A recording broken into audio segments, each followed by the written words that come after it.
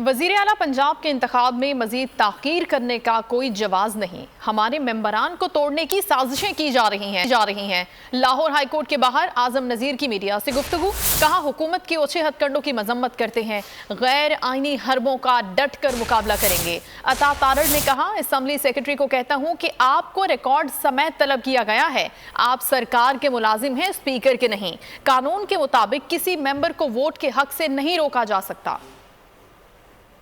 हमने यहाँ पे रिट पिटीशन फाइल की जो कि चीफ जस्टिस साहब ने समाअत की और उसको काबिल समाअत करार देते हुए उन्होंने नोटिस जारी किया एडवोकेट जनरल पंजाब को। वो आज नहीं थे, उनकी जगह पे एडिशनल एडवोकेट जनरल पंजाब पेश हुए और मामले की नज़ाकत और संगीनी को सामने रखते हुए अदालत ने नोटिस जारी किए हैं रिस्पोंडेंट्स को और तलब किया है सेक्रेटरी पंजाब असम्बली को रिकॉर्ड के साथ। अब सिर्फ इसलिए कि उनके अराकीन की तादाद पूरी नहीं है तो स्पीकर साहब बतौर उम्मीदवार वज़ीर आला स्पीकर की सीट को इस्तेमाल करते हुए अपने इख्तियारात का नाजायज़ इस्तेमाल कर रहे हैं, जबकि ये इस्टेब्लिश प्रैक्टिस है कि जब आप इलेक्शन के उम्मीदवार होंगे तो आप बतौर स्पीकर अपने इख्तियारात इस्तेमाल नहीं करेंगे।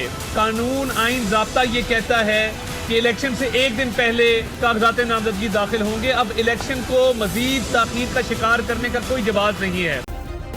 सब्सक्राइब करें और बेल दबाएं ताकि कोई खबर रह न जाए।